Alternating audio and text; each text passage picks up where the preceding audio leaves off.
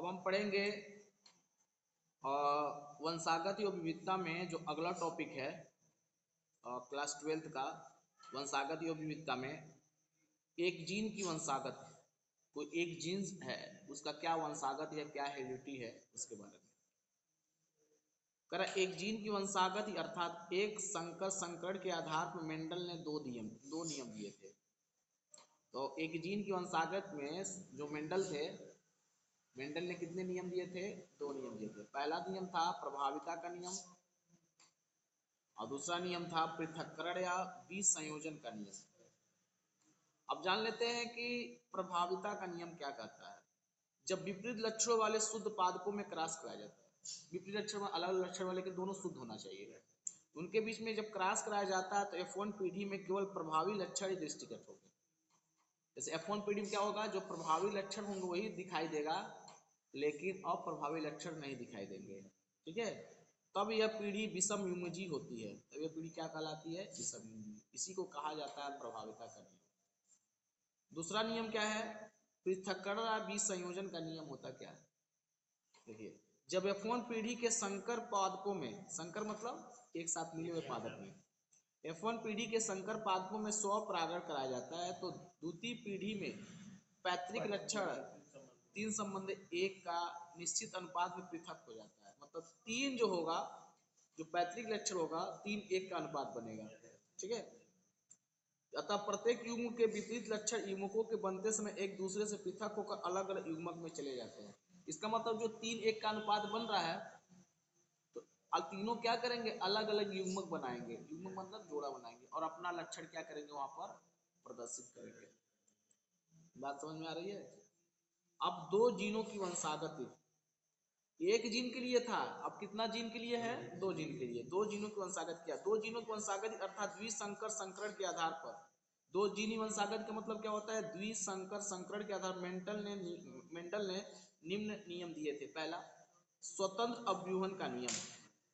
स्वतंत्र, इस नियम के अनुसार जब दो जोड़ी विपरीत लक्षणों वाले जीवों में क्रॉस कराया जाता है, विपरीत का मतलब अलग अलग, जैसे मान लीजिए दो जीव हैं और उनका लक्षण क्या है? अलग अलग है, तो दोनों के बीच में जब मिलाया जाता है, क्रॉस कराया जाता है, तो लक्षण की वंशागत दूसरे लक्षण की वंशागत से पूर्णतया क्या हो जाता है? स्वतंत्र हो जाता है, मतलब अलग हो जाता है। स्वतंत्र मतलब फ्री हो जाता है।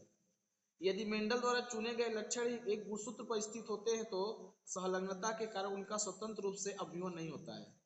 यदि मेंडल द्वारा चुने गए लक्षण एक ही गुणसूत्र पर स्थित हो, मतलब दोनों लक्षण जो चुन रहे हैं ना, एक ही गुणसूत्र पर डाल दिया जाए, तो वहां पर स्वतंत्र अव्यूहन का नियम काम नहीं करता। तो ये प्रश्न बन सकता है कि स्वतंत्र अव्यूहन का नियम जो है कहाँ काम नहीं करता है, तो कह देंगे कि जो लक्षण चुने गए हैं गुणसूत्र पर एक ही गुणसूत्र पर स्थित है, तो वहाँ संलग्नता के कारण, संलग्नता मतलब होता है लिंकेज, जुड़ाव के कारण जो है अपना गुण प्रदर्शित नहीं कर पाएंगे, स्वतंत्र नहीं हो पाएंगे।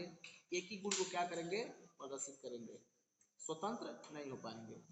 तो ये था मेरा नियम। यह नियम प्रतिपादित न हुआ होता। ठीक है, अब बात करते हैं मेंडलवाद के अपवाद। तो क्वेश्चन पूछेगा कि मेंडलवाद के अपवाद है क्या। पहला अपवाद है अपूर्ण प्रभाविता, इंग्लिश में कहते हैं इनकम्प्लीट डोमिनेंस। ठीक है, दूसरा जो है सहप्रभाविता, दूसरा क्या है? सहप्रभाविता। तीसरा है बहुप्रभाविता। देखिए, सहप्रभाविता कहा जाता है कोडोमिनेंस कहा जाता है, बहुप्रभाविता को क्या कहा जाए? प्लीट्रोपी कहा जाता है, प्लीट्रोपी। ठीक है, और चौथा जो बहुविकल्पिता मल्टीपल एलिलिज्म, और पांचवा होता है बहुजीनी वंशागत, जिसे पॉलीजेनिक इनहेरिटेंस कहते हैं।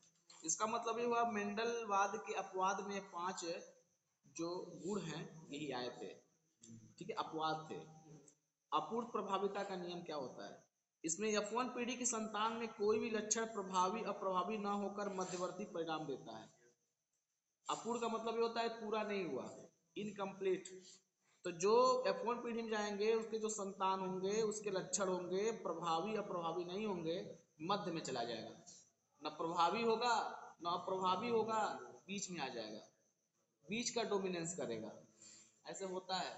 ठीक है, इसे अप्रभाविता का नियम कहते हैं। जैसे गुलाब बास, इसको कहा जाता है, इसका वैज्ञानिक नाम होता है मिराबिलिस जलापा, गुलाब बांस का। लाल व सफेद पुष्पों के पादपों में मध्य क्रॉस कराल F1 पीढ़ी में गुलाबी पुष्प और वाले पादप उत्पन्न हो। जब F1 पीढ़ी के पादप में स्वनिषेचन कराया जाता है, इसका लक्षण जो प्रारूप अनुपात हो जाता है 1:2:1 के अनुपात के रूप में प्राप्त होता है। 1:2:1 के रूप में प्राप्त होता है। यही से कहा जाता है अपूर्ण का प्रभाविता। तो प्रश्न पूछेगा कि मेंडल के अपवाद के बारे में बताइए, अपूर्ण प्रभाविता का नियम क्या था। तो बता देंगे कि F1 पीढ़ी संतान में कोई भी लक्षण प्रभावी या प्रभावी नहीं होता है, मध्यवर्ती के रूप में आता है। और उदाहरण कहेगा गुलबास जो होता है, गुलाब बास, जो मिराबिलिस जलापा जो होता है, जब लाल और सफेद पुष्प को पादपों मध्य जब क्रॉस कराया जाता है तो उसमें जो अनुपात प्राप्त होता है 1:2:1 का अनुपात प्राप्त होता है। अगला जो है सप्रभाविता। क्या है सप्रभाविता? इसमें दोनों ही जनकों के लक्षण पृथक रूप से F1 पीढ़ी में प्रकट होते हैं। F1 पीढ़ी के जो लक्षण होंगे कहाँ पर प्रकट होंगे? F1 पीढ़ी के। जैसे यदि एक लाल रंग के पशु का श्वेत रंग के पशु में क्रॉस कराया जाता है तो F1 चितकबरी संतान उत्पन्न होती है। तो ये किससे होता है? सप्रभाविता का नियम से होता है। जैसे मान लीजिए एक लाल पशु है, कभी देखेंगे घर पर अगर लाल एक बकरी है और सफेद बकरी है, जब दोनों आपस में संलग्नता करते हैं, क्या करते, दोनों के बीच में जो क्रॉस कराया जाता है तो उनके द्वारा जो उत्पन्न बच्चे होंगे वो चितकबरा होंगे। चितकबरी का मतलब समझ रहे ना, आधा लाल होंगे, आधा व्हाइट होंगे, आधा आधा, उसमें कुछ और रंग भी परिवर्तित हो जाएंगे, तो कहते हैं चितकबरी है। तो इसके नियम का अधूरा काम करता है अनुसार सप्रभाविता, इसे कोडोमिनेंस कहा जाता है। तो F1 पीढ़ी पता है। इसमें इसी तरह मानव ए बी रुधिर में सह प्रभाविता प्रदर्शित करता है। जो मानव का ब्लड जो ग्रुप होता है ए बी, ये सह प्रभाविता, क्योंकि ब्लड ग्रुप ए और ब्लड ग्रुप बी, ठीक है। अब बहु प्रभाविता क्या होता है? इसमें एक जीन कई फेनोटाइप लक्षणों को नियंत्रित करता है, जैसे रोग, दांत्र कोशिका अरक्तता। जीन HBS के कारण हीमोग्लोबिन की बी श्रृंखला में ग्लूटामिन अमीनो अम्ल के स्थान पर वैलिन होता है, जो मलेरिया के प्रति प्रतिरोधकता को क्या करता है? दर्शाता है।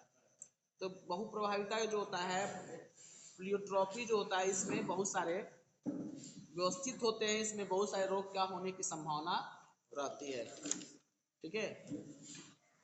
बहुविकल्पिता क्या होता है? मल्टीपल एलोलिज्म। यदि किसी लक्षण और निर्धारण करने वाले 3 या 3 से अधिक जीन्स में कोई जीन समजात गुणसूत्रों में समान स्थान पर उपस्थित होता है, इसे बहुविकल्पित कहते हैं, बहुविकल्पिता कहते हैं। उदाहरण मनुष्य के रुधिर वर्गों की वंशागति।